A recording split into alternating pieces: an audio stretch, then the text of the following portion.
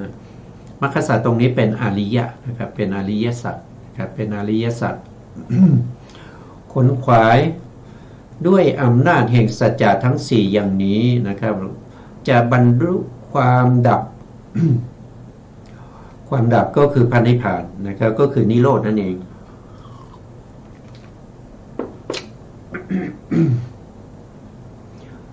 นะฉะนั้นนะ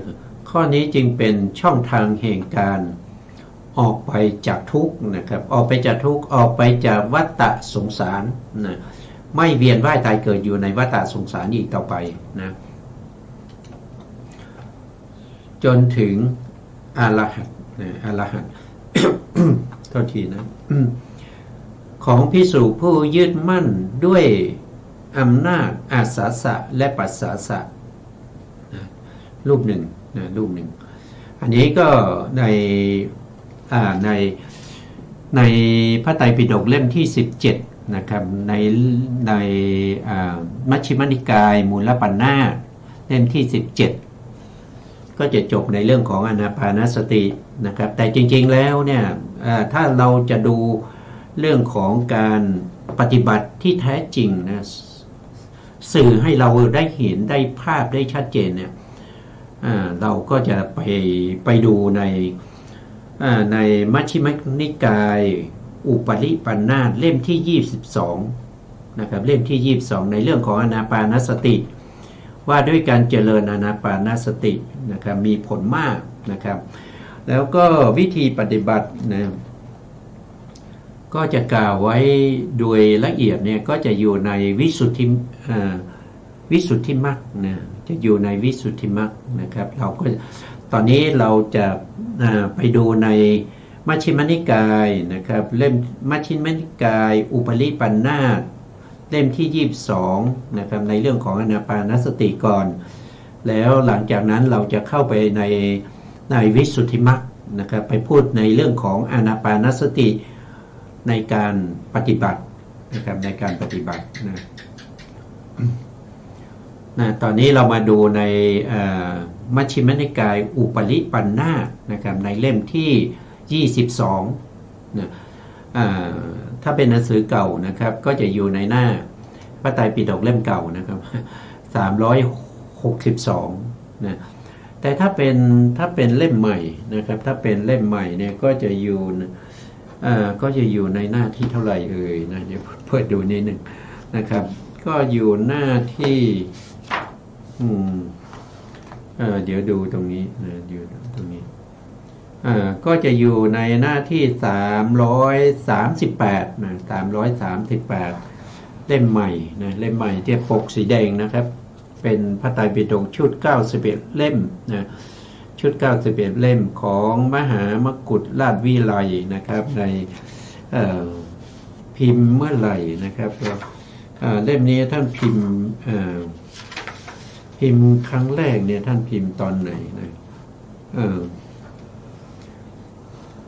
ถ้าจำไม่ผิดนะครับก็คือ2,000แต่ใน2,527นะที่เล่มที่ผมใช้อยู่เนี่ยนะครับก็จะอยู่ก็พิมพ์เท่าที่จำได้เนี่ยเล่มแรกนะครับเล่มแรกที่ท่านพิมพ์เนี่ยก็จะอยู่ในพ.ศ. 2526นะครับก็จะเป็นนะครับพิมพ์ครั้งแรกในพ.ศ. 2520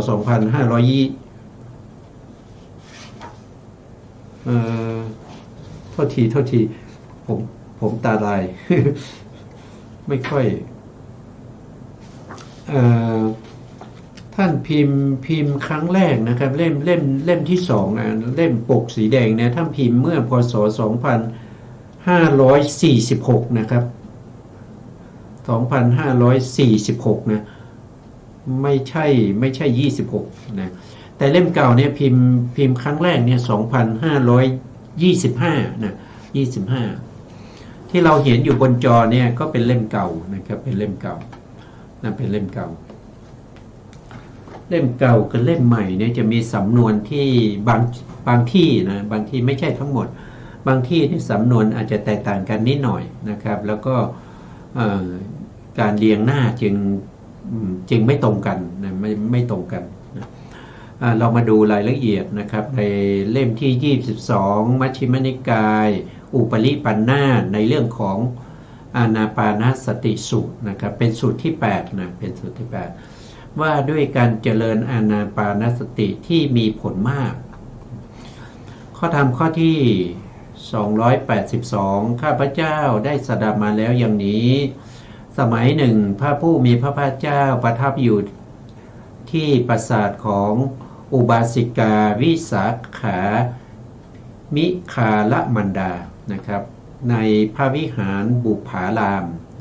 บุพารามนี่ก็แปลว่าทางทิศตะวันออกนะไม่ใช่ไม่ได้แปลว่าดอกไม้นะก็เป็นวัดที่ท่านนางวิสาขามหาอุบาสิกาเป็นผู้สร้างถวายแด่พระพุทธเจ้านะอยู่ทางทิศตะวันออกของกรุงสาวัตถีนะครับนะส่วนพระเชตวันนี่ก็อยู่กรุงสาวัตถีเหมือนกันแต่อยู่ทางทิศถ้าจำไม่ผิดอยู่ทางที่เหนือนะอยู่ทางที่เหนือของกรุงสาวัตถีพร้อมด้วยสาวกผู้เถระที่มีชื่อเสียงนะครับเด่นมากอยู่หลายรูปนะครับเช่นพระสารีบุตรนะพระสารีบุตรพระโมคคัลลานะพระมหากัสสปะพระมหากัจจายนะพระมหาโกธิตะพระมหากัปปีนะพระมหาจุนทะอันนี้แล้วก็พระเลวตะแล้วก็พระอานนท์ด้วยนะคือหมายถึงว่าในสมัยนั้นนะพระพุทธองค์จำพรรษาอยู่ที่วัดบุพารามนะครับแล้วก็มีพระภิกษุพระภิกษุที่เป็นพระเถระนะครับก็จำพรรษาด้วยนะครับแล้วก็มีพระภิกษุอื่นๆนะครับที่บวชใหม่เป็นนวากะก็มีมากมายนะจำพรรษาในพรรษานั้นนะและพระสาวกผู้เถระมีชื่อเสียงเด่นนะครับในสมัยนั้นนะพระเถระทั้งหลายก็พากันโอวาทสั่งสอนภิกษุนะก็คือพระนะครับก็คือพระปุถุชนทั้งหลายนะครับพวกพระนวากะนะพวกที่บวชใหม่นะพระเถระบางรูปก็โอวาทพร่ำสอนภิกษุ10รูปนะบางพระเถระบางรูปก็สอนภิกษุลูกศิษย์ของตนนะครับประมาณ10รูปนะบางพวกก็พร่ำสอน20รูปนะบางพวกก็30รูปนะบางพวกก็40รูปนะบางพวกก็สอนภิกษุมากรูปนะครับมากรูปนะอันภิกษุโอวาทพร่ำสอนอยู่นะครับย่อมรู้ชัดธรรมวิเศษอย่างกว้างขวางยิ่งกว่าที่ตนเคยรู้มานะครับก็ยิ่งกว่าที่ตนเคยรู้มาก็คือหมายถึงว่าบางคนก็ได้ศึกษามาก่อนหน้านั้นแล้วนะครับก็แล้วก็มาจำพรรษาอยู่ที่วัดปุพารามเมื่อออกพรรษานะครับก็มีความรู้มากขึ้นนะก็มีความรู้มากขึ้นนะก็สมัยนั้นแหละพระผู้มีพระภาคเจ้ามีภิกษุแวดล้อมนะประทับนั่งกลางแจ้งนะครับ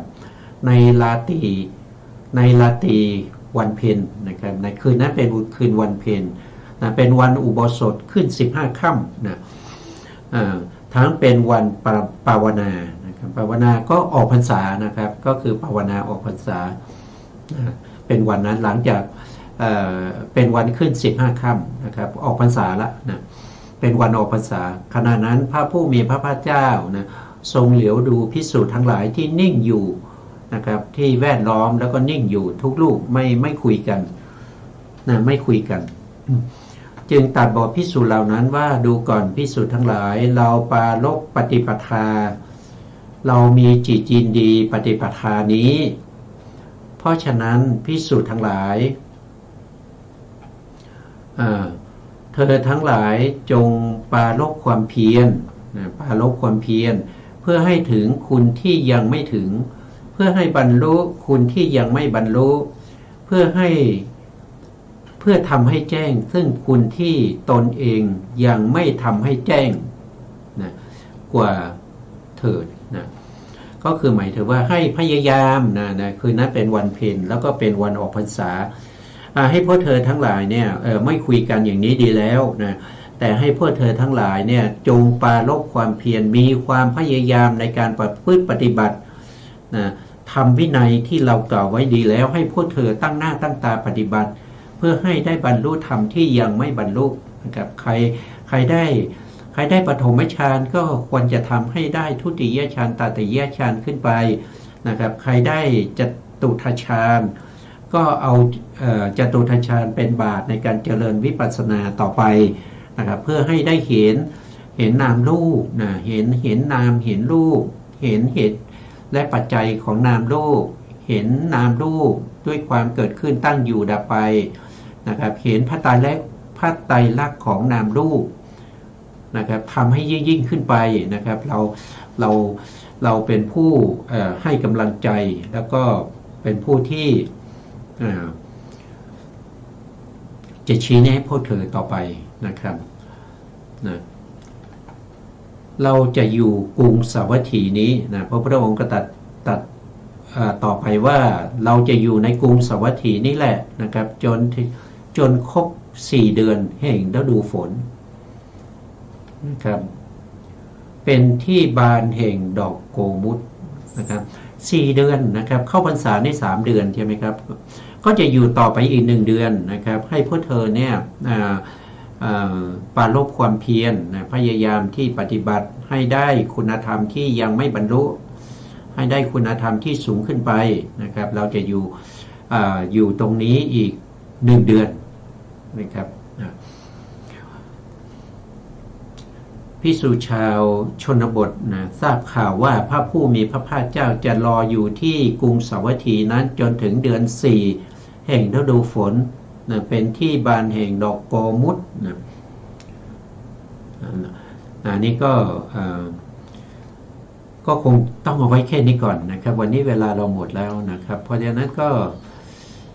เราก็จะคืนเวลาให้ทางสถานีต่อไปนะครับเราจะพบกันใหม่ในครั้งต่อไปนะครับในครั้งต่อไปนะวันนี้เวลาเราหมดนะตัวท้ายนี้ขอกราบขอบพระคุณพระครูสมุทรวิสุวัตรวรกิจโจผู้อำนวยการสถานีวิทยุเพื่อการศึกษาพระพุทธศาสนาและวัฒนธรรม FM 104.5 เมกะเฮิรตซ์วัดฝายหิน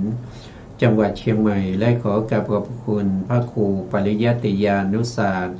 ขอบคุณท่านผู้ฟังและผู้ชมทุกท่านที่ติดตามในรายการพระไตรปิฎกลอยฟ้าพบกันใหม่ในโอกาสต่อไปครับวันนี้ลาไปก่อนครับ